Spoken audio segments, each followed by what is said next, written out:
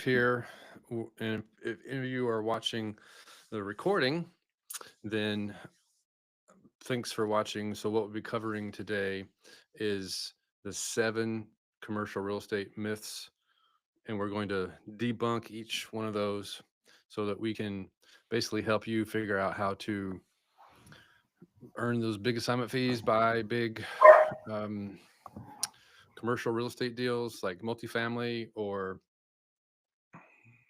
storage or what else? We could do mobile home parks, all kinds of stuff.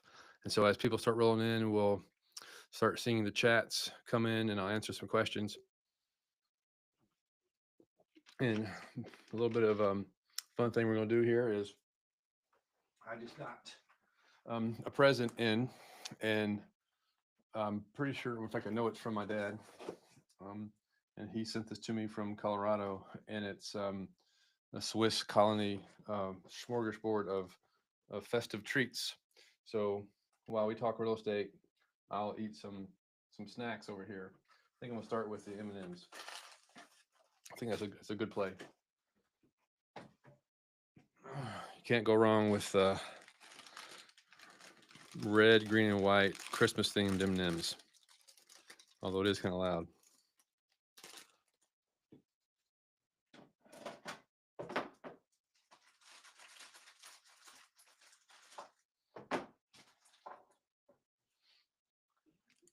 Yep, that works. So the diet starts after Christmas.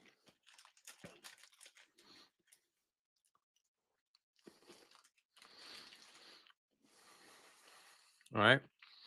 So this is actually the first time I'm ever doing a live stream through a software tool called Riverside, and it's streaming to the platform that you're on. And I'm told I can see the chat from everybody.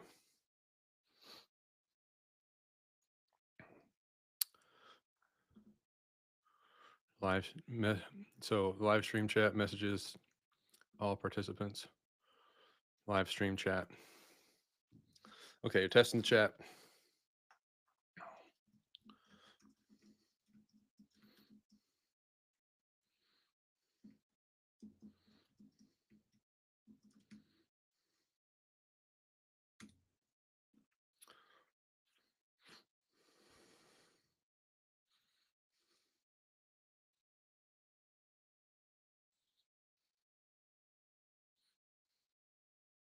So far, so good. Looks like that chat came in. Juan says yes. Awesome, Juan. Where are you coming in from?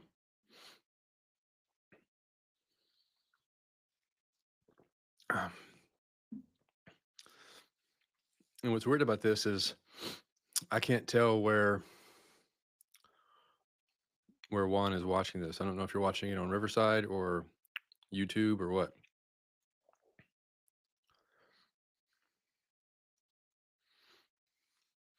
Let's share screen.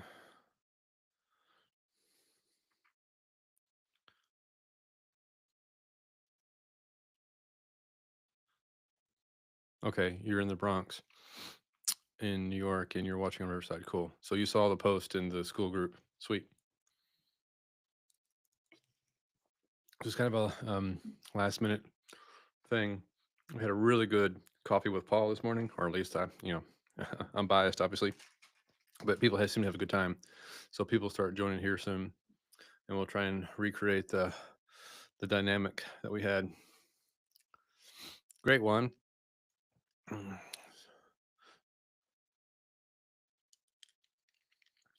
Well, Merry Christmas. I can't believe it is like 11 days to Christmas.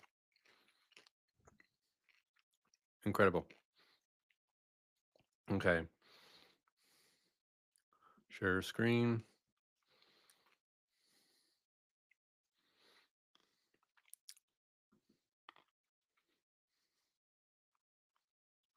Okay. So I'm sharing that screen. Thanks, Juan. Can you confirm you can see my screen?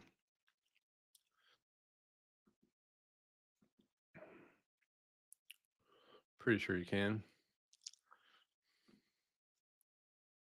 For confirming. This is cool.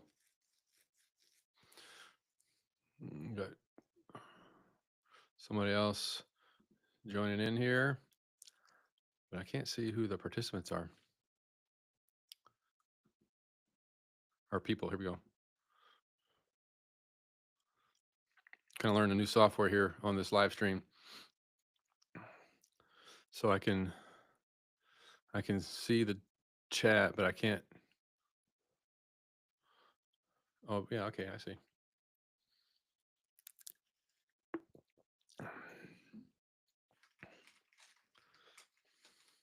Okay, well, what I'll do here is this will be recorded, and so this will be uploaded to the school platform. So as you join into the chat, go ahead and say hi. Let me know where you're coming in from, and if you have any questions, I think I'll be able to address them live pretty easily. We'll keep this real informal. So Juan, what's keeping you from going out there in the marketplace and getting a commercial real estate deal under contract and either assigning it and making a big assignment fee or buying it yourself? Because really any sort of challenge that you're having probably is a common set of problems that everybody else is having. We've got a couple more people joining here. We're about to be going through the 7 commercial real estate myths that I most commonly see, and I'm going to debunk them or give you a reason or give you a method to work around them. So drop in the chat what's keeping you from going out there right now and making a big splash and getting an apartment under contract or getting a property, negotiate with the property and making a big assignment fee. Hey, Vera. Hey, how's it going? I'm trying not to get on camera because I'm looking a hot mess. I'm going to switch my speaker. Just a second. I think it's on my side. I'm going to switch my speaker. Let's see. Come here, little guy. Here, come here, little guy. Look, you're supposed to be taking a nap. I'm going to make it. That's the microphone. Okay, we want the. Sure, I'll be able to hear you out there. Just try that again. Vera, how are you doing? Can you hear him? Can you hear me? Yeah, I'm good. How are you? Can you hear me? Yeah, I can hear you fine. I'm experimenting with some software here. So, are you showing us around the cabin today? Well, I sure can. Look at this little guy. Let's see. Let's try. I'm trying not to be on camera because I'm like in vacation. Can you see it? That's beautiful. Holy smokes. Yeah. Yeah, it's really nice. I mean, and hey, you. Yes, little guy. We got this little guy here. Is supposed to be taking a nap. Mm-hmm. And let's see. Yeah, I would really invest in one of these. Yeah, that'd be great. Right? No, he's not. I'm gonna take you outside real quick because this deck is amazing. Okay. Show us how it is. So so how many people would say there's mountains in Georgia? There's Oliver. They're really, and there's people in the hot tub, so I'm not gonna show. I'll just. Yeah. You get back. You see them? I'm sorry. They're in the hot tub. No, don't do that. No. I'm trying to eat. Yeah, don't get out of the hot tub. It's a girls' trip, so. And see, that's nice though. Yeah. But this is, I like the I'm looking at all the I'm like, okay, if I ever do a rehab on something like this, or so I'm looking at all of that stuff. Yeah, little guy. Every time I go to a Airbnb, I'm like, should I invest in one of these myself?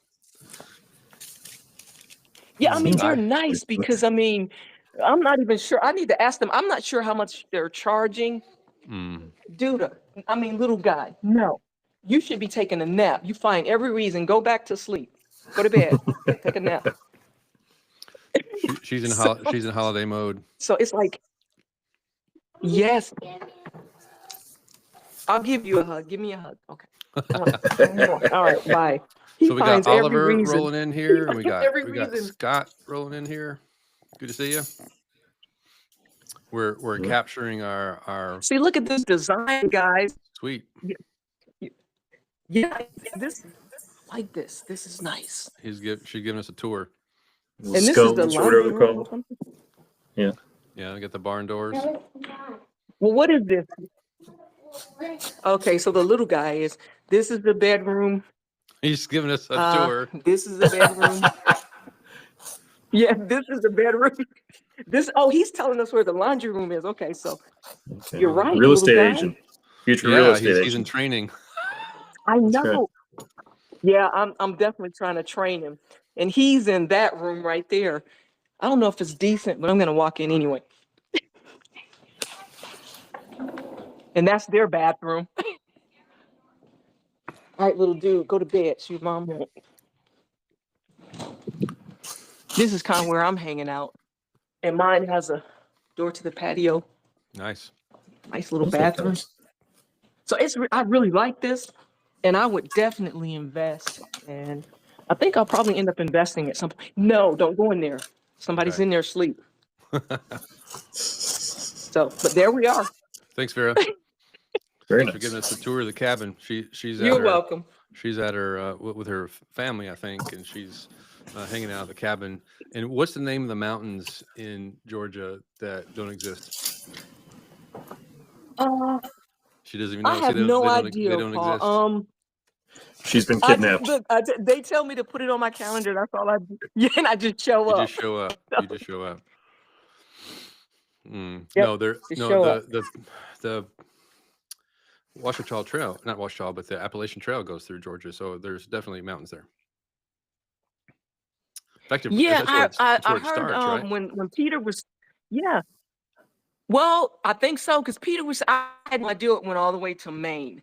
That's Mhm. great. So you guys are gonna see my hair's off, but you know, Yeah, so is it's mine. okay. Yeah. Yeah. And I wasn't a model, so you know, I don't have the perfect hair. I need to coif it a little bit.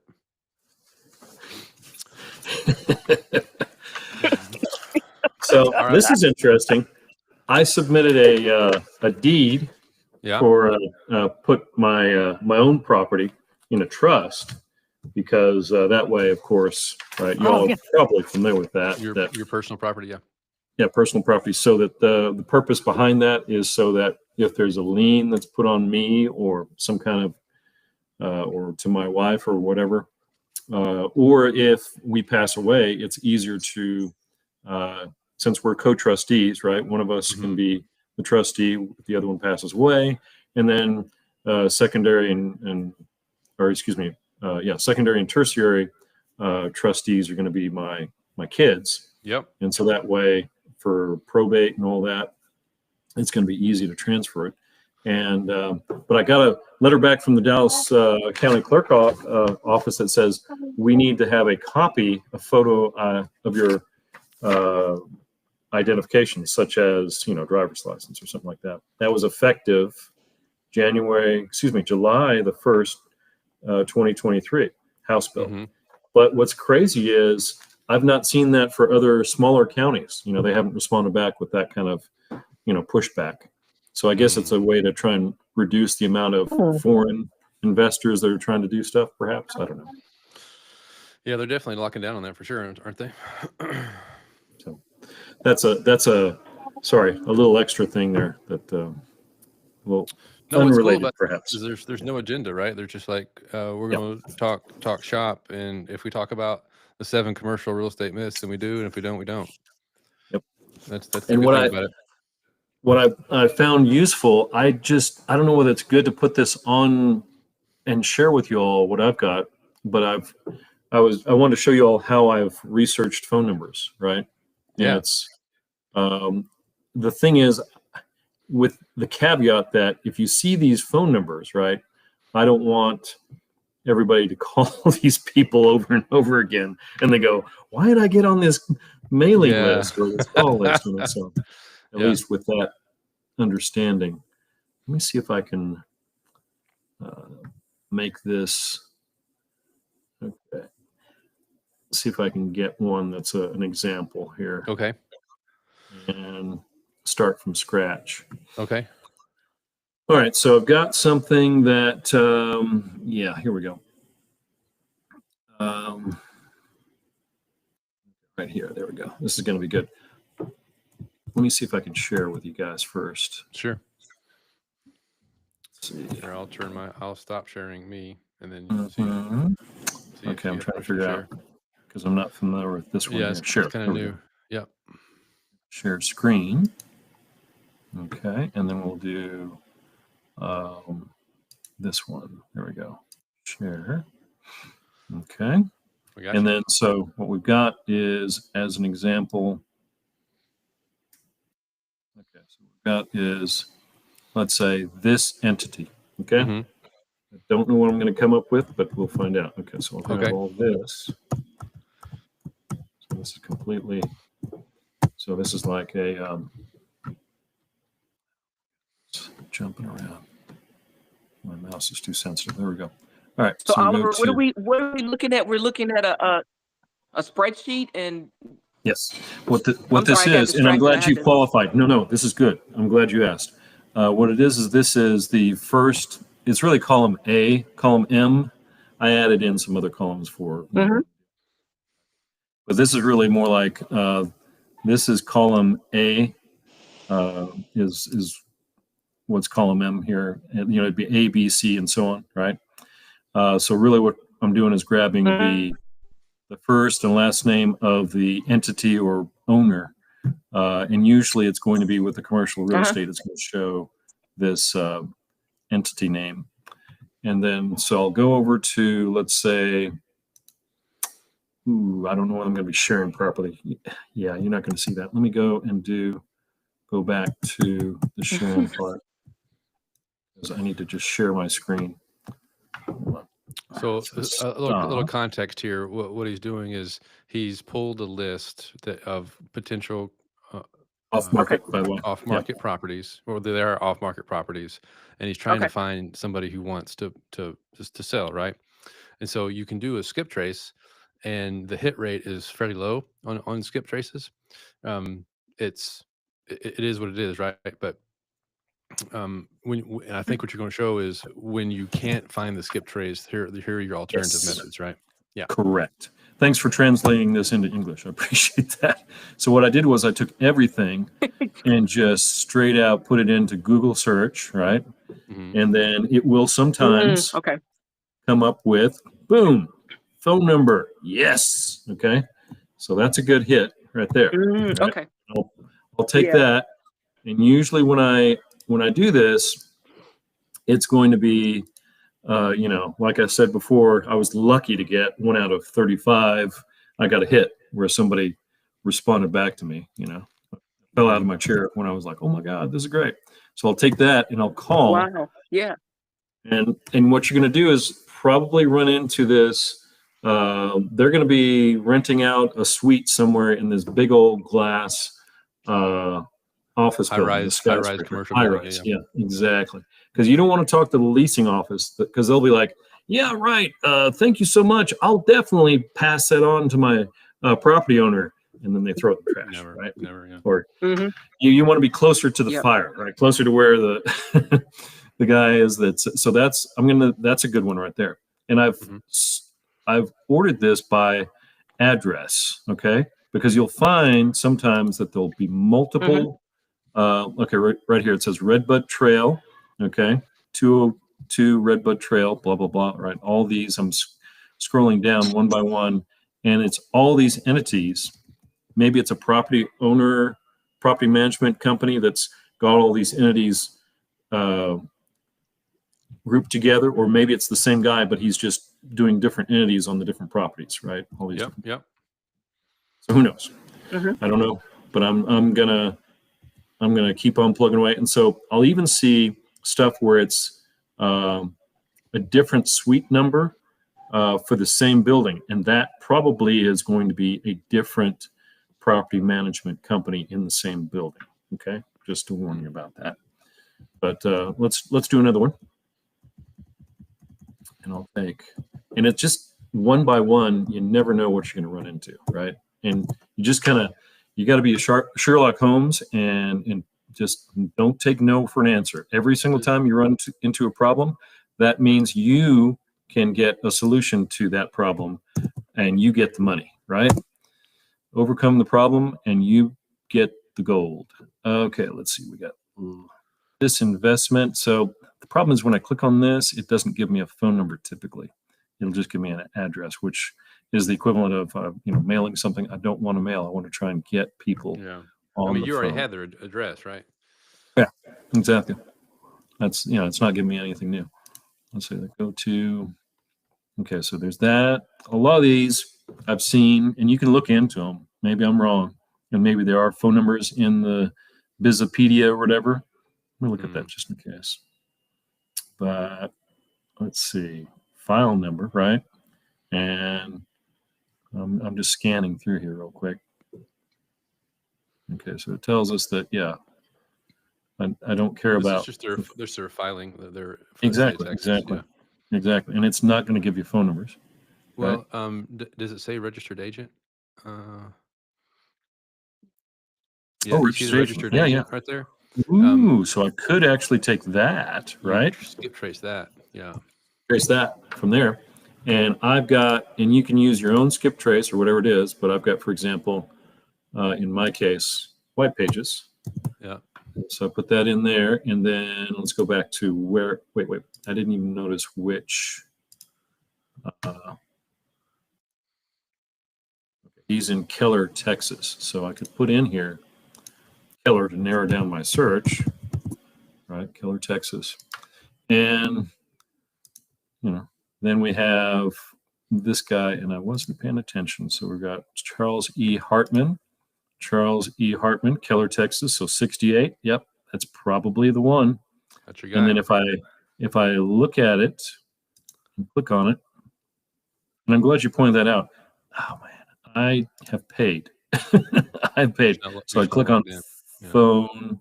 Yeah, I am actually. It's okay. There we go. So we got a phone number there for him, and I'm going to grab that and give him a call. So I'm glad you pointed that out. That's another way to go. That is another way to go. So I'm going to go over here, and then I'm putting in, was it Charles Whitman? Charles E. Hartman. Thank you. See? Not paying attention. Boom, like that. And then we do, and so you never know what you're going to run into with your search. But that's wait, you didn't drop his phone number in there. Yeah, that one right there. And then his phone number is that one right there. So 3405. So it should be, Charles A. Hartman. Got it. Something on the screen. No, I appreciate it. That please keep on. I do not want to shut you down. Let's see. So this is super similar to what I used to do on Craigslist. And you would just go through all the listings on Craigslist, and usually what we would do, we would find a property for rent on Craigslist back in the single family days, and we'd play this same game, and we would just build a spreadsheet just like you're talking about, and then reach out to them, make phone calls. And so this is the commercial version of that, where you're just finding properties in an area that you like that fits a certain criteria, and then you're just becoming the detective to find their phone number. And you just gotta not take no for an answer, right? Yeah, and once you do this enough and you kind of develop your system, and it's something that's repeatable by somebody else, you can train a VA to do this, and then you just make the phone calls. And then once you train somebody who's really good at the phone calls, then they're the one making the initial phone call. And then once you have information from a seller, then you're able to do the actual conversation. But it takes a little while to get there. You have to build your system first, right? Oh my God, this is low. But yes, agreed. Yeah, this is insane. Nice. Wow. Okay. Now, let me see if I can actually find it. I'm persistent today. Yeah. Okay. Let's see up here. S-O-N. Okay. Too many Souths. Okay. How much are you paying for their White Pages subscription? It's like, gosh, I think it was like 200 or something like that. $200 for, and it's 100 per month or something like that. I forget how much it is exactly, but it wasn't too bad. And I did it for the year, you know. Yeah. That's for the year. I forget how much it was, like 200, 300. But you know, I thought it was not too bad compared to. Okay. Okay. So Scott, in your world, when you're doing this kind of skip tracing, what's your process? You're doing wholesaling on the single family side. Are you doing something equivalent to this to find people's phone numbers? Well, as of right now, I do PPO, and so when they come into my Like mailbox, ZBuyer or like that? yeah, I don't have to struggle to get the numbers. The only time that I would use like premium or White Pages premium is when something's off. So Yeah. I'll go back and sift through those numbers again. So do you have a tool like White Pages Premium or equivalent? Do you use White Pages? Yes, Yeah, White Pages, and then there's another one, and I can't remember the name of it. IDI Core I use also, and that one's like even better. I only use it when I have to, right? Is it expensive? Because it's per hit. Oh, it's per hit. Yeah. And it's like $1 or something. I forget how much it is. What's Sorry, it called Scott, again? you were saying. IDI Core, and maybe if I put it in chat here. Hold on. That one's good though. It was very good. Where is chat? Here it is. That's cool. And studio chat. Got it. Right? To everybody? Yeah. Okay, so IDI CORD. I think that's how it looks. I'm going to make the full sure. Yep. That's the one. And then Okay, I'll drop it in there. yeah. And it's pretty much small IDI, and then the rest is uppercase. And they want to make sure that they're talking to folks that are not, you know, they want to know what kind of business you're doing. They want to establish a relationship with you. And so there's a lot of different things that you have to do in the way of hoops that you jump through to talk to them. I don't know if you've gone through that yet or Scott, but it's been useful for the ones that are tough to find. And every click you do is going to be basically $1 something, right? So Makes sense. they recommend you do a screenshot of what you've got because they won't normally store stuff. If you go back to do the search again, it'll be another $1 or whatever. So. So it's cool. So, I took the chat that you sent to me in, what do you call it, in Riverside chat, and I went and put it into the YouTube live stream, and I saw myself send myself the same message. It's kind of freaky. It's like Inception or whatever, right? Yeah, exactly. I gotcha. Yeah, I was having the same kind of problems when I was sharing things. I was like, where, you know, because I see myself reflected and so on. Okay, so which is going to be like this, which is just weird. Okay, yeah. But then IDI Core, right? And then I go in and yeah, I've got to email. This is what's crazy. I've got to email myself a code, and then of course it'll be different every time. So it's not like, you know, you guys can do this later on. But yeah, I grab it and then I grab this. It'll be different the next time for multi-factor, of course. Yep. Put that in, and then I continue. And then I'll say, okay, expanded person search, and then I'll put in the name, right? And then when I hit search, I think that will, I forget where it is, but yeah, basically it costs money every time I do it. Yeah, but that's where you're like, I really want to find this property. I really, you know, it's like this is going to give me, $1,000, right? At least. Yeah. Right. You know, and then I'm gonna, or if I know it's a pretty good chance, right? if, for example, I'm looking for folks that are heirs, and I've got to find that person, and I want to narrow it down to exactly who it is, you can do it pretty good with IDI Core. So and I like them. When I talked to them, they were very nice. They were very helpful, and You could actually get them on the phone. Yeah. They were Cool. very, very responsive. All right. Well, thanks for sharing that. What I'll do is I'll share my screen now, and since we have Scott on here, we'll debunk these myths that we talked about earlier today. Be nice to Scott. Be nice to Nearly Scott. an hour and a half. Buckle up, man. This would just be perfect. All right. So let's share the little screen here. We love you, Scott. He's like, yeah. Yeah, right. Yeah. All right. So it's funny. So I'm kind of spotty here. Yeah. Your Go coverage. ahead, Paul. I'm listening, but I'm getting kind of spotty. Yeah, it's jumping in and out. So That's fine. Okay. So we want to dispel some myths and talk about some facts here. So the whole point here is to kind of like, and this is not to you, Scott, by the way. I'm joking.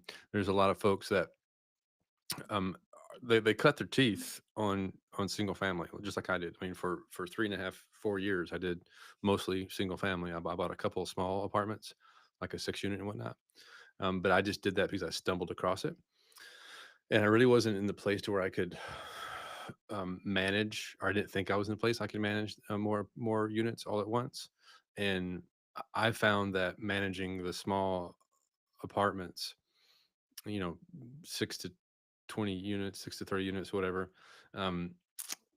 with a successful property manager was way easier than managing even 10 or 15 single family houses, because I only had to pay one mortgage and I had to pay one insurance bill, right? And I got a statement from one property manager, because some of my single family units were spread over several counties. And even now I just have single family portfolio, and I have multiple property managers across multiple counties in the state where I live. And it's just I have to communicate with each property manager individually, and so some of them only own or manage 2 or 3 properties, and it's another way of splitting your brain. And so I kind of realized that I could scale much faster with going the multifamily direction. So what I've done here is I'll just jump past this mindset stuff. Basically, I think I've established that point pretty well. And I believe very strongly that each of you are your own greatest asset. And like Oliver was just demonstrating here, like he's determined to find those phone numbers, right? And so he's going to figure out how to do that. And then once he figures out that system, then he can scale it. Hey, we got Christine on here. Good to see you. And so one of the first myths that people have about real estate, especially commercial, when you get to a bigger scale, is that you need a ton of money. And so the example I like to use, if I were to gift you $10 million, and just $10 million came raining from the sky and just got dropped into your bank account, and you went to do, and I was like, okay, but you have to buy real estate with that. Like you can't go spend it on something silly. Like you have to go do an investment. The reality is what will happen is you'll go and buy, let's say, 4 properties, each for $10 million, for example, and you'll put let's say 25% down payment. So you'll put 2.5 million down, and then you'll get a loan for $7.5 million.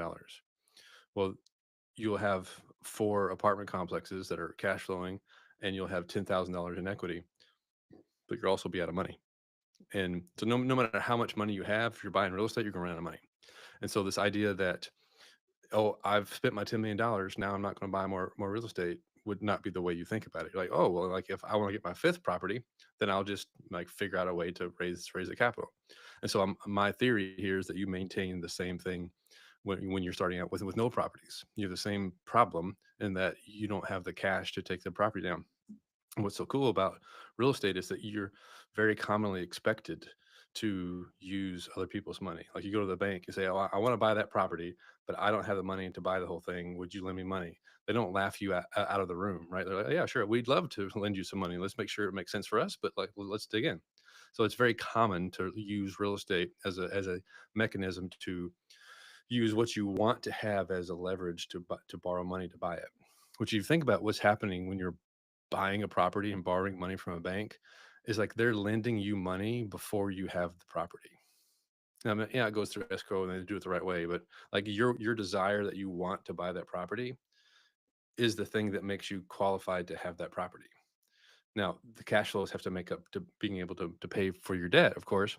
And so they're going to be prudent about their lending the money, but they're lending you money before you even have anything of value.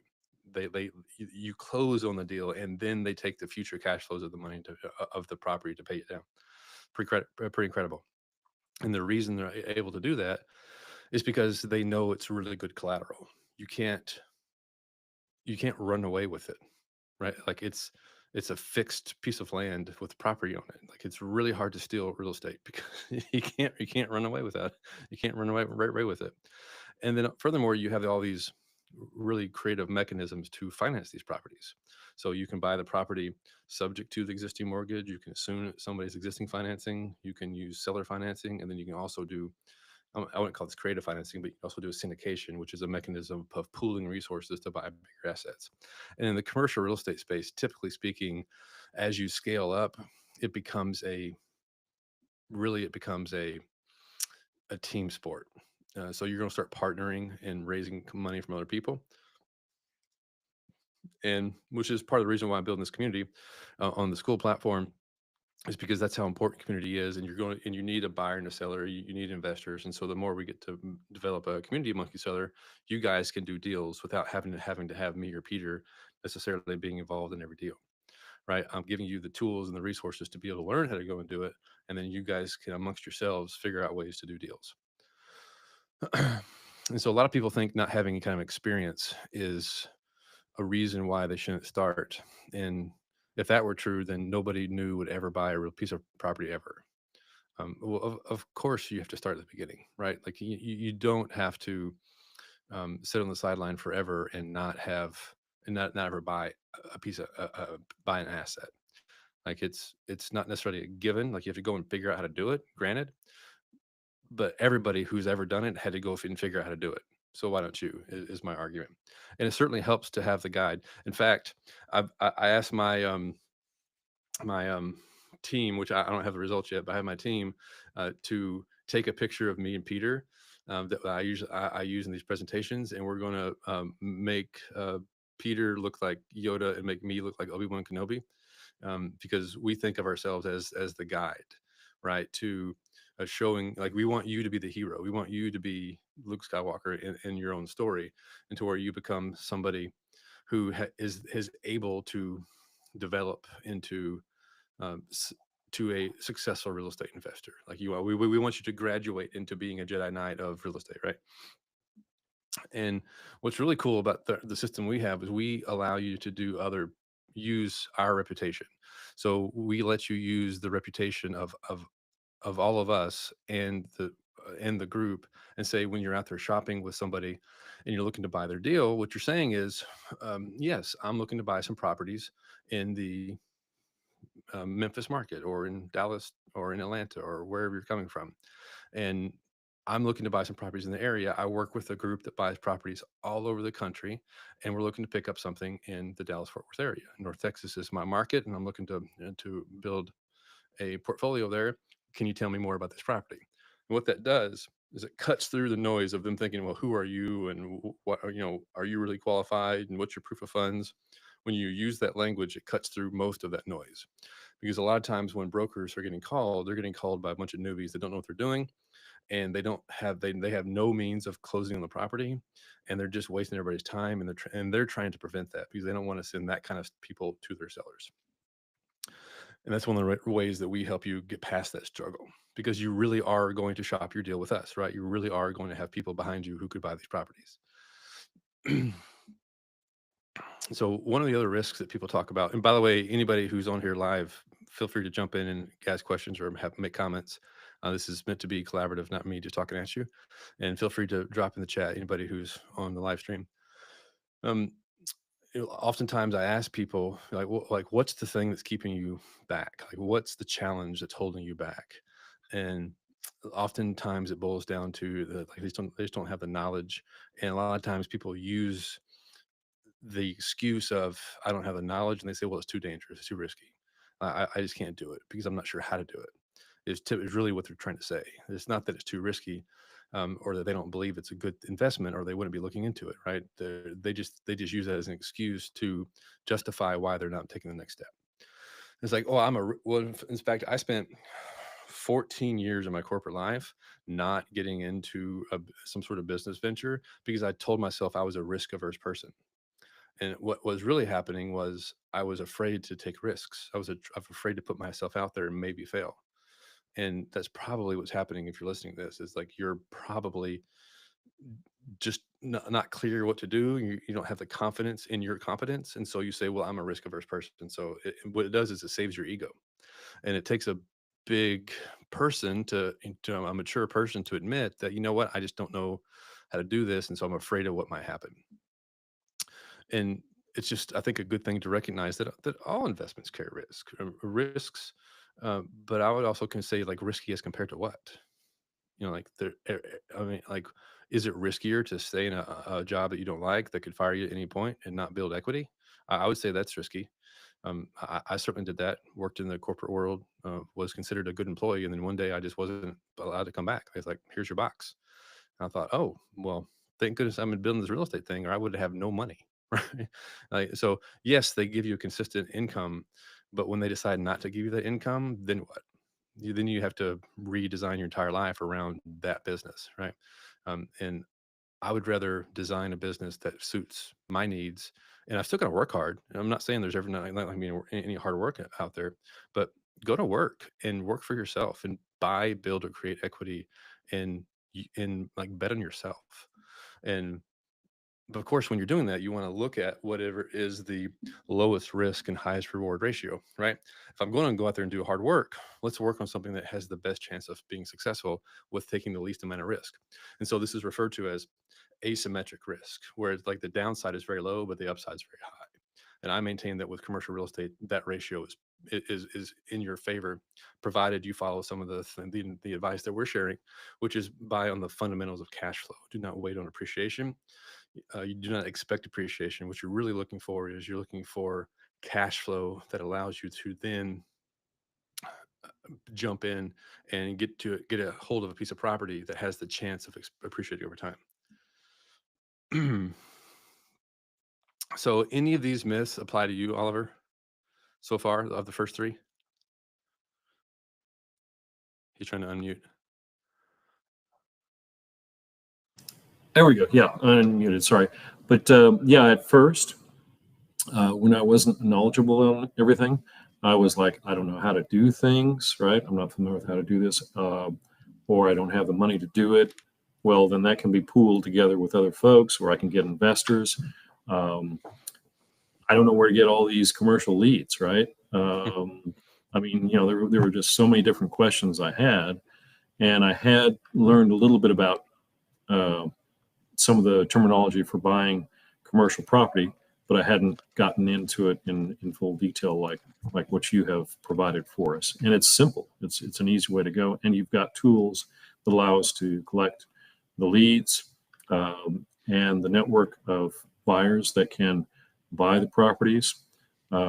Everything that we need that we think is going to be a roadblock, it's available in the program, right? I'm simplifying what you've talked about, but yes, it's worked out very well for me. So go ahead. You bet. Thanks for sharing. How about you, Christina?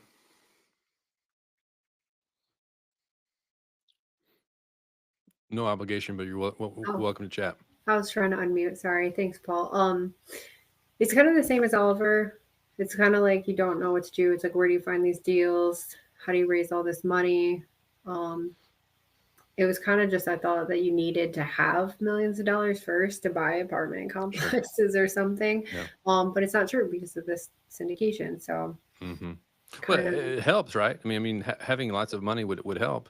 oh yeah, Right. But it doesn't mean it doesn't have to necessarily be all your money. You don't have to save up for 40 years to then maybe go buy a 10-unit apartment complex, right? right.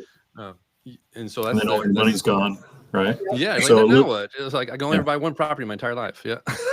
Mhm. And Yeah. you know, people are concerned about leveraging, so you just need to figure out what your loan to value ratio is going to be that's safe for you, Yeah. right? What kind of risk you're looking to do. And we're just going to sit by and, be, Yeah. Have you guys be in the ever rat heard race. that Chinese proverb of when is the best time to build a tree, or I'm sorry, best time to plant a tree? Right. No. Yeah. 20 Today. years ago was the best time. 20 years The ago. the second best time was right now. Yeah. The same thing applies to real estate. You know, it's like, yeah, I wish I'd bought more properties 20 years ago, but okay, Mhm. I didn't. So let's go ahead and get started now versus waiting another 5 years to then be ready to go buy properties. Right. And then with inflation, you could raise all the money, but then the apartment would be too expensive for you. Like, Right, well, I'm gonna raise right. You another- can't raise it fast enough. Exactly. The field goal has been moved, or, you know, Just the goal keeps has been pushing moved out. back. Yeah. Right. Yeah, Yeah. exactly. So, like, where do you find the deals now? Like that becomes okay. Like I get it. I'm convinced, Paul. Okay, but where do I find these things, right? And so that's some of what Oliver was talking to you about before, about the way he's going about finding people's phone numbers to make phone calls. And so a lot of people just believe that the deals are too hard to find. They buy into the theory or the investment thesis, but they can't find their own deals. Okay. And my theory is that, or it's not even a theory, it's a fact. There is somebody who is ready to sell all the time. You just have to go and find them. That's the magic, right? It's doing the work that Oliver was just describing a while ago, where you're using your tools to download your list, do your skip trace, find the easy ones, and then do the extra research to find the not so easy ones. And probably the best deals are the ones that are not so easy to find. And I say this all the time, and you probably get tired of me hearing it, but you're never going to go places in this business unless you put your offer in front of people's faces. Like, there's very few guarantees in life, but if you don't tell people I want to buy your property, you're not going to buy any properties. Like, you have to go out there and say, hey, like, I'm in the business, I'd like to buy your property. And you do that enough times for long enough, then it increases your chances of getting the deals you're looking for. Instead of And- saying, well, there's no deals out there. I guess there's not, I guess I can't do it. And let's be honest, I mean, if you call and 99% of them tell you no, but you get one person that's a yes, and that's going to be something that gives you $50,000 or $100,000, right, for that wholesaling deal, it's worth to keep on investing in the time to make those calls, right? Right. And then you'll get some money and you'll say, okay, this works. Now, how do I do it smarter, more effective, more scalable?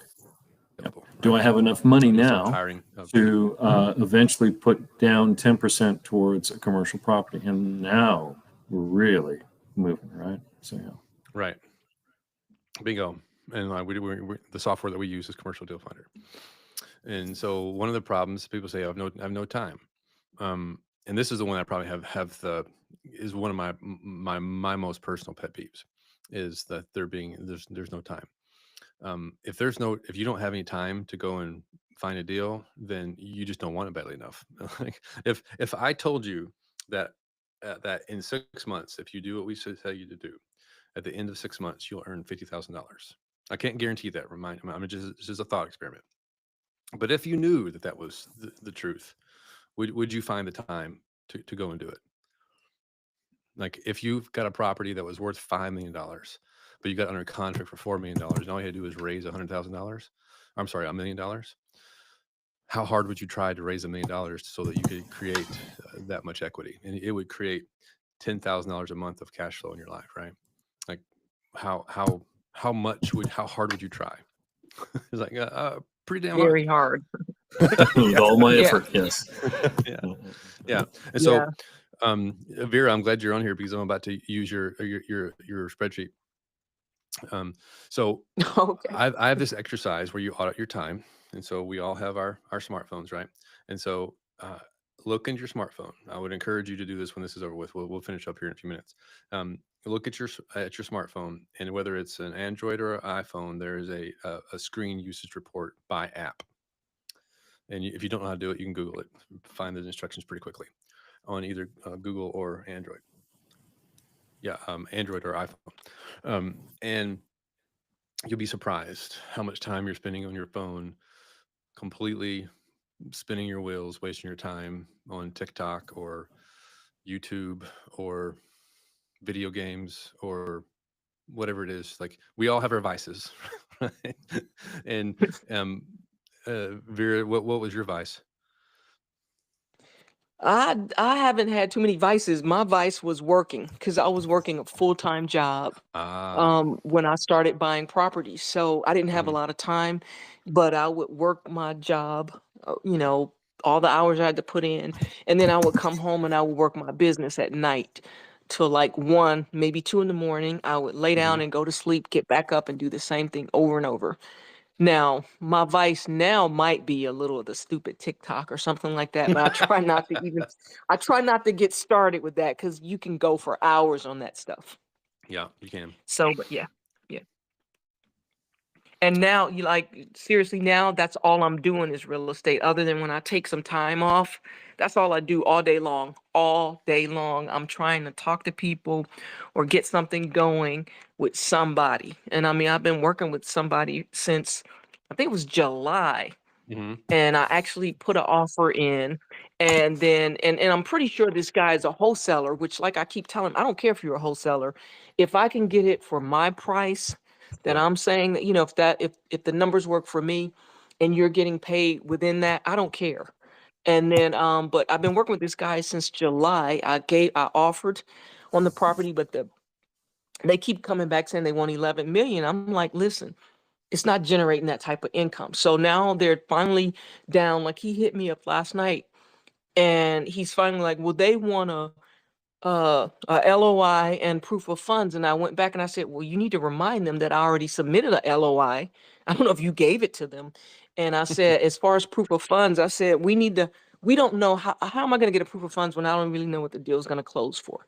Yeah. So let's get it under contract. Then we Mhm. could start talking numbers. Yep. I mean, I don't know what I'm gonna, how I'm gonna put this together until I know what I'm gonna spend for it. Yeah, So, I agree. so That's a good yes, Yeah, point. yeah, exactly. Each investor is going to want to invest a different way. So if it's not a good deal, right, I can't tell you which one investor is going to be doing it. exactly, exactly. And Mhm. so, and I'll throw this out here too, because this is probably gonna be for Oliver. If you're feeling comfortable enough to talk about certain things. Now, like the other day when I was talking about the brokers who want me to answer some questions, okay, that's cool. I will answer those questions, but you want something from me, now I want something from you in return. So you want me to answer these questions and I'll do it. But what you need to tell me is, okay, which one of my offers are they leaning towards? Give me something to work with because Like, you want me to give you, how I'm gonna do the stack and everything, but I don't know which offer you're looking towards. So you got to start giving me something to work with. I agree. So I Yeah, mean, and I may need a wingman if they want to talk to some of my investors. that's I a good may need a idea. wingman, a okay, wingman yeah, to be able to get on the call with me. Let's walk through. Okay, so you're the wingman. yeah, So just I let can me do that. get this deal under contract, and I can promise you I'll close it one way or the other if it's worth it. Hmm. If it's a good So deal. Yeah. yeah, exactly. Because the money comes with the deal. If the deal's good, somebody's gonna, bite. Yeah. And my argument here is that um, this does not apply to Vera because she's working her tail off, but um, you only need a few hours per week. And in fact, we're going to show Vera's time block and when she's doing it here in a second. And this is actually perfect for what I'm about to show you. The results that you want are on the other side of the work that you're avoiding, and the hours that you spend between 5 and 9, assuming you work an 8 to 5 type shift, will shape your future. Like, the results that you want are in the couple of hours of flex time that right now you're probably wasting. I'm talking to the, the royal we here, right? Like everybody who's listening to this or is watching the recording, there is something that you're doing that is not a productive use of your time towards the future that you want to build. And so I'm saying, don't take all of that. Like, you need some time to vibe out and chill and whatnot, but take at least half of that, or only half of that, and apply that towards, instead of TikTok, towards making phone calls, instead of Netflix or football or whatever else is out there, video games, or I mean, even reading fiction. Like, I mean, there's nothing wrong with that, right? There's nothing, entertain yourself, but do that in moderation so you can spend the other few hours per day working towards something that's going to change your future. Because what you're doing right now is not going to get you to where you want to go, with the exception of probably Oliver and Vera, because they're doing the thing. I know personally that they're doing the things that they want to do to get there. For the other folks I don't know that are watching this live or watching the recording, if you want to get the results that you want, what you've been doing so far hasn't gotten you where you want to go. So you may need to change some things. So 4 to 6 hours a week is what you're doing to make your phone calls, squeeze the time in where you can, make the weekends count like you're doing now. You're investing in yourself at this moment if you're watching this, and send out your offers. And I believe very strongly in this idea of time blocking and scheduling your priorities. One thing I share is that I work out 3 or 4 times a week, like resistance training, and I actually enjoy it. But if I've left to my own devices, I won't actually do it 3 to 4 times a week. I'll always find a reason to not do it. So my hack for it is I schedule the time with a private trainer. I've paid him in advance, and he's over in the gym by himself waiting on me to show up. And when I show up, or something about my psychology is that if I'm not going to not go because I've pre-scheduled it and it's on my calendar and I've time blocked it, and he's out there waiting on me. And if I don't show up, he texts me. He's like, "Bro, what's up?" It's like, okay, I'm going to always show up for that, right? And so I've built a lot of muscle, and I think we've learned now from someone who is in their 40s, like I am, that like one of the biggest goals that we should be having as men as we're aging is we need to be putting on as much muscle mass as possible. Like, the function of your longevity is often associated to how much muscle mass you have on your frame. Even things like grip strength are correlated with longevity, because basically you can't fake it. Like, you can't fake being in shape, or you can't fake being strong. And these things help you keep you from falling down when you're older. Basically, like, what you're doing is you're building a base, and as you lose testosterone, and as we age as men especially, we're going to lose a little bit of muscle mass, whether we like it or not. And so we're like, I'm like padding for the future by putting on muscle mass now, right? And I think a lot of the same principles apply to any sort of discipline in life, including real estate. Is we want to create a pad, and that pad is building up our bank account by having equity, and the equivalent of muscle mass and for fitness is equity for your life, right? You want to own and build equity in your life so that as you age, you can spend it. I'd almost say that I want to make sure that my cash flows are going to be a certain amount above what I I would refer want. to that to as like your return on equity. Yeah. So your cash flows are equivalently your return on equity, and the more equity you build, the more your cash flows will be. Absolutely. So here's Vera doing her homework. It's a bit of an eye chart, but in our community there is an assignment that it says set your schedule, and this is the homework result of setting her schedule.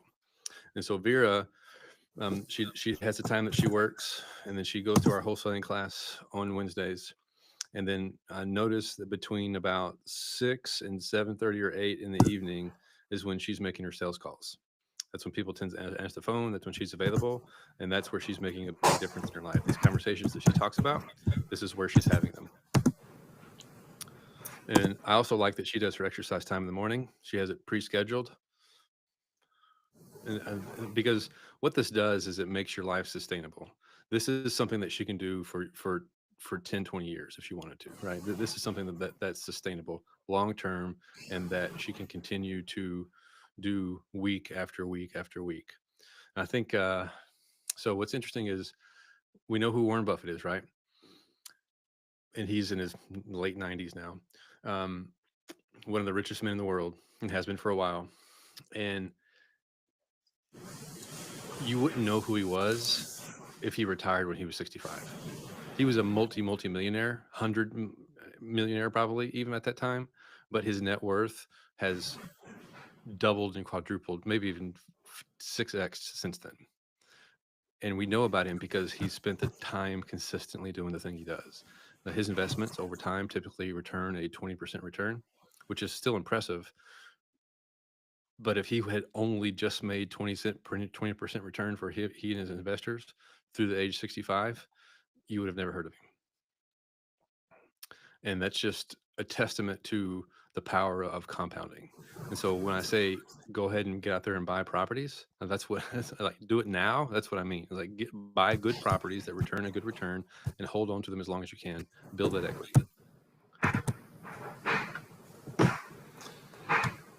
And right. I've talked to friends before where they say, "What? That kind of percentage return? What, you're just doing drug deals?" I'm like, "No, it can be done." Right? Yeah, they just can't wrap their head around it. Right? So you mean 20%? Yeah, I told them like 23% or 30%, I think is what I said. If you're in business, you want to try and shoot for maybe 30% at times. Depends, right? Depends on what you're doing. Yeah, for business, for sure. Yeah. If you've got a large amount of money, large enough amount of money where you don't need that high of a return, then you can do passive investing, right? And then you can get a cash flow that's going to be appropriate for you. That's at a smaller interest rate, and it's a little bit more an appropriate segue to this slide. Actually, it's like I queued you up, Oliver. Hey, there you go.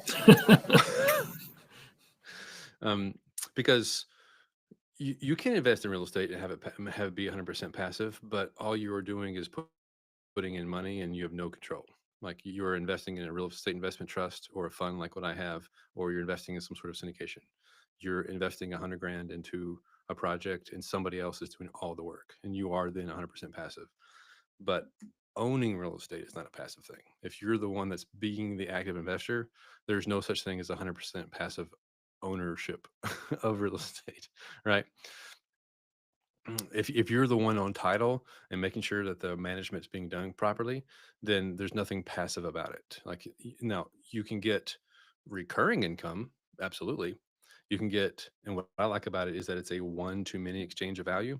When you go to work and you get paid an hourly wage, you're doing a 1-for-1 exchange of value. You're saying, I will exchange my hour and then you'll get money back. And then someone gives you money back and then you've just expended your most valuable non-renewable resource ever for a fungible, replenishable bank note that is declining in value every day, right?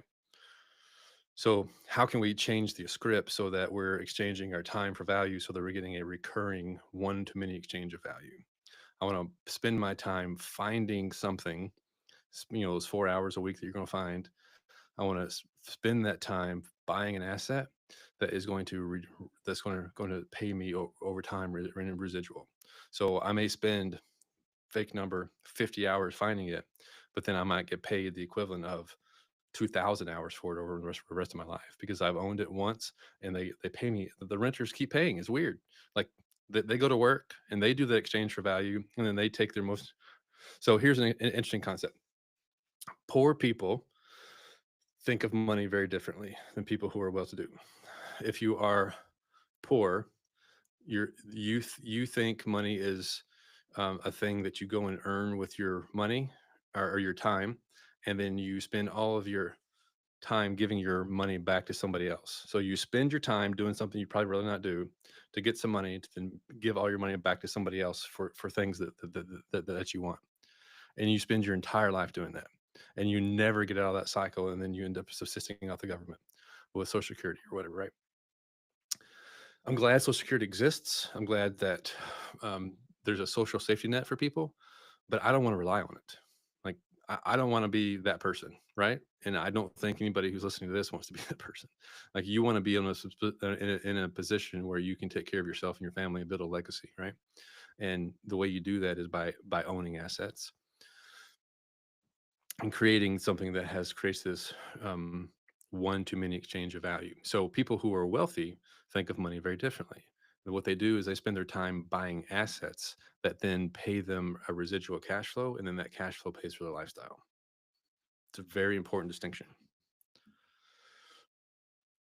And the last myth that I'll cover and we'll wrap up is that I am not saying in any way whatsoever that real estate is a get-rich-quick scheme. It often gets tied up into that idea of getting rich quick, and that's not it. Like it is a long-term investment, and it is an investment that requires management.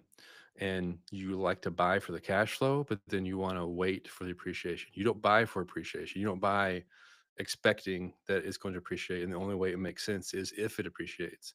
You buy for the cash flow, and then you enjoy the icing on the cake when the appreciation happens. And the real wealth in real estate is built by the equity that's created when you buy at a discount, borrow money, have somebody else pay down your equity, and then as the longer you hold the property, the chances of it appreciating increases. And so you're basically building wealth like in 3 different directions, if you can think about it that way. You're building equity by forcing the appreciation. You're creating equity by buying at a discount, and you're growing equity by paying down your debt each time. And so I'll just probably stop here because we've been on here for a while, but this is the 5-step process that I talk about all the time. It is the 5-step process that I teach to everybody I talk to, no matter what their situation is. It's like you got to find the deal, you got to send messages to people to buy the property, learn how to calculate the numbers, make offers at scale, and then seal the deal and figure out how you're going to exit. You're going to wholesale, you're going to partner with somebody, or you're going to do a syndication.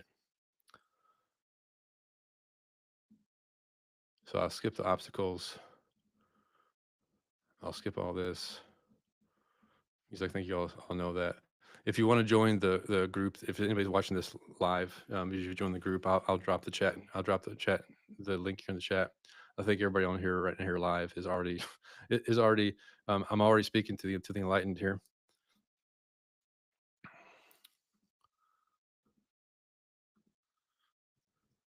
So tell me about your experience so far, Oliver, in the group. Yeah, it's been good. I have called over 2 days. I called 35 different people, and then I've got an actual person that called back. And of course, it's typical. He's going to ask for more than what's reasonable.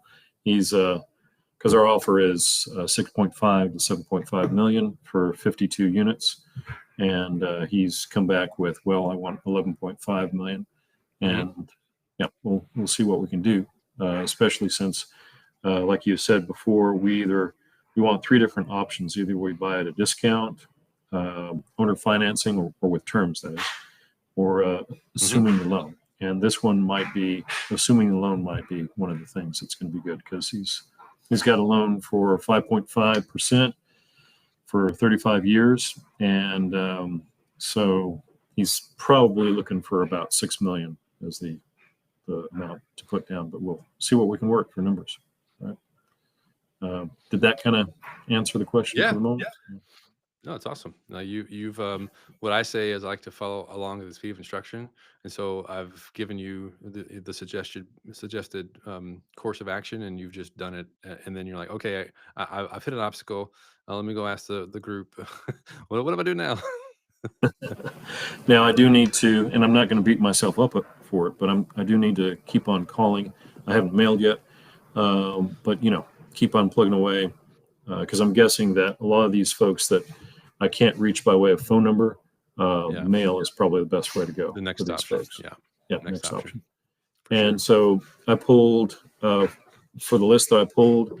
First of all, let me explain how I knew which list to use, right? Which list to pull. There was a blueprint. What was the meeting called? But it's marketing blueprint session. Marketing blueprint. That's right. So it basically gave me an idea of, okay, instead of marketing over whatever millions of commercial properties there are out there, and I'm just all over the place. Thank goodness Paul was able to guide me and say, okay, let's narrow it down to 500 to 2,000 leads in this particular area that's close by to where you know, and you're familiar with this properties that are there. Mm-hmm. And so what's kind of cool is this commercial property is actually about 15 minutes away. It's bizarre. It's that close, because I would always drive through this little smaller city that's just booming, right? One of these little small metropolitan areas where you've got the mixed use apartments on the top and commercial properties at the bottom, right? Mm-hmm. That's the area where this is. So it's a lot of young adults that are grabbing there's a lot of nightlife there, and it's away from Dallas, right? But it's basically a happening place. You can tell that there are going to be young adults that are maybe even working from home, right, in their own apartment complex. It's happening a But- lot more. Yeah, it is. And but yeah, basically taking those leads, I called the first few leads with what I was showing you, right, of how I did the skip tracing, because it wasn't not as complete with the skip tracing that exists with commercial Deal Finder. And I gave a call to those folks, and yeah, one of the guys called back, and we'll see what happens with that. I'll continue to try and get more leads, because I know it's not a situation where you got one, oh, I'm done. No, it's going to be it's a build a pipeline thing, right? Yeah, exactly. cool. So Christina, I think you and is it Andrew with you that you guys are in the free group? When did you guys join? Yeah, we are in the free group right now. We're just trying to I don't know, we're trying to find partners to work with. We know it's not, a solo venture. So our main thing is looking for partners who are as motivated as we are. I've talked to a bunch of people, and they don't seem as motivated, or they'll come up, they have, what you were talking about, the limiting beliefs, like, no, it's too expensive, or I can't do this, or I can't find this. I'm trying to take the attitude where it's like, it just has to be done. It's like, it is what it is. It might be hard, but we got to figure out how to do it. So that's kind of just where we're at right now. Where are you guys based out of? We're in Michigan, but we're not looking in Michigan. We're trying to find areas with a growing population instead of where people are leaving as they are in moving Michigan. away from. Yeah. Do you know any what markets in the south or mid, not the Midwest, but the Sun Belt are you familiar with? Yeah. So right now we've been looking a lot in the Houston area, as well as a little in San Antonio, and a few spots around Florida. Oh, in Dallas too, Fort Worth, because Fort Worth has like a big incoming population, I hear. It does. Did you know that the Dallas-Fort Worth Metroplex, I believe, is now the third largest metro in the country? It has now exceeded Houston as the largest metroplex. Wow. The city of Houston is still bigger, but the metroplex is bigger. Mm. I think I saw Houston's down to number 5, I think. Yeah. Oh yeah, I think you're right. I say so. It's New York, LA, Chicago, and then Dallas, and then Houston. Yeah, you're right. So it's 4th now. Yeah. We do development projects in Dallas because it's just like there's just so many people moving there, and so I would suggest that you pick a market, and especially if you're on the newer side, pick one of those 3 markets and just make the one that you're going to do. Any of them work. San Antonio's great because it's probably the most affordable of the big cities down there, but Houston's appropriate too. Just stay on the north side so you don't have as much trouble with hurricanes, floods and hurricanes and stuff. Yeah. Hey Paul, question for you. For them, if they're looking for money and just maybe short on funds, and if they have just enough to do 1 month's worth, maybe they can go in, subscribe for 1 month, get their leads, and then be able to post them on the free side. What do you think about that? Yeah, you can post leads on the free side. Yeah. So maybe that might be a better option for you all for the first time around. And then once you get a deal, then you can say, okay, I can afford a whole year or whatever per month kind of thing.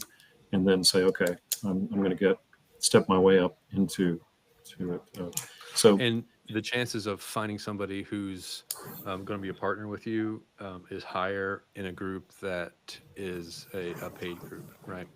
Right. And where in Michigan are you guys?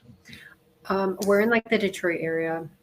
Okay, so Detroit may not be the place you want to invest, but Detroit's a big market, and there's meetups in Michigan or in Detroit all the time. Okay. So I would go to any sort of local meetups you can, and this applies to anybody, by the way. But there happens to be in a city that I know has real estate groups, and because I've been to them before, and go to as many in-person meetups as you can that is about money, business, or real estate, or some sort of investing. It doesn't have to be about real estate. And you're going in your mission to go to those things is just to get people's information and understand what they're looking for. There's going to be a lot of looky-loos. That's fine. But your partner is at one of those meetings. You just haven't met him yet. Got Right. it. Yeah, and the exercise that I would suggest that you do there is instead of saying what can I get out of this conversation, you go to it and say, it's like, what are you here for? Like, what are your challenges? What kind of business do you run? Like, what keeps you up at night? And just actively listen to their challenges. Oh, really? You have trouble with your people making phone calls? Tell me more about that. Oh, really? And just, oh, yeah, explain that further. And so you do that over and over and over again, and then take their names, add them to a spreadsheet, and like document. Like, I mean, it's kind of creepy sometimes you think about it, but like remember their situation. What I do when I'm at a meetup is I say, I remember people by faces and not by names. Do you mind if I take a selfie with us together? Because you're not going to remember the conversation, right? Yeah. And so you make a little thing about it, and then you take that picture, you put it in your contacts for you two of you together, and that helps me cue the reminder of what we talked about. And then that helps me remember, oh, that was Christina and Andrew, and they live in Detroit, and they're thinking about doing Dallas-Fort Worth area, and they're looking to get into multifamily and want to get started. And so next time I see you, the chance of me remembering that are much higher. And then I put a reminder inside of that deal to follow up with them in about 6 weeks via email or text. Hey, remember me? It's this, and use the picture, send the picture right back to them and say, hey, this is Christina. We met at that event in Detroit. I remember you talking about having trouble with your XYZ. How's that going for you? And nobody does that. Yeah, I was gonna say I've been in we own a marketing company, and so I know this whole like make notes of the people that you meet, but I've never heard that before, and I really like that. It's a good suggestion. Thanks. Tell me about your marketing company. It's promotional marketing. We put logos on stuff, basically. Yeah. We do company stores, have some free options there for people who want a company store. And that's what we're working on because that's more automated. So it's easy to work on real estate that way when more of the business is automated and people have their own store and they're all happy. And, you know, it's just providing support to everyone. When you say company store, what does that mean? Oh, company store is kind of like, you know, for companies who want to put their logo on t-shirts and then kind of, you know, instead of sending out a spreadsheet to everyone to say like, what is your size? You just go to the site and buy whatever, and they can just buy one at a time, and they don't have to like, you know, have all that management thing, or you could use it for like a gift thing for your clients. I gotcha. So it's like their own personal merch, so to speak, but then they have it's a store for their company. So it's like their own personal merch store that's free. So it's like, it's pretty awesome. I like the new technology that's been coming out like recently. And it's free for the company. So like if Real Estate 101 wanted to have a company store, why is it free? How is it free? Well, there's no like management fees, or like you don't have to buy inventory up front, or like any setup fees. Obviously the merchandise. So when each transaction happens, then a little piece of that transaction goes to whoever set it up, and then that's how it makes sense. No. So basically it's free to set up and free to maintain. You do have to buy the products if you want them, but that's like, you know, that makes sense. When COVID first started, we were charging like couple $1,000s to set up a store because it was very intensive. Now it's kind of just like we just throw a logo on it and then pass it to someone, and if they want changes, they can get changes. If they want unlimited logos, they could do that. So so we're getting a pretty good response. So I like it. Cool. It's very cool. All right, any last questions or comments before we wrap this up? Bob said, where did Bob say? Yeah, Bob said Vera is a full-time commercial real estate buying machine. Love it. Look, I'll accept that. I'll have to agree with him. You're a machine. I'm trying to be like Paul, so I can sleep only when I'm unconscious. Yeah, the comments, right? Yeah. Which character was that? Was that Bert or Ernie or something like that? What was the covers? You I know, forget. Yeah. Yeah, it was. I don't know if it was Bert or the little. I can't. It looked like a little beaver. Maybe it wasn't a beaver. Yeah. Something. I forget which one that was. Yeah. Yeah. So. One of the Sesame Street guys. yeah, exactly. Oh, okay. Yeah. Alrighty. All right. Well, Well, I this think I'll has call been it great. tonight. And All right. Vera, Thank you, guys. call on me, Vera, if you need. Right when you I need. am. I'll chat with you once I get back home because I got a few things I want to run by you. And again, seriously, I may need you to be a wingman for me. So Yeah. let's see if you're gonna be comfortable. Yeah, Okay. I think I'd be okay with that. Yeah. Okay. All right. Talk to you guys later. All right, guys. All have a right. good Thank day. you. Bye. Bye-bye. Thank you. Bye. Nice to meet y'all. Nice to meet y'all. Okay. Bye-bye.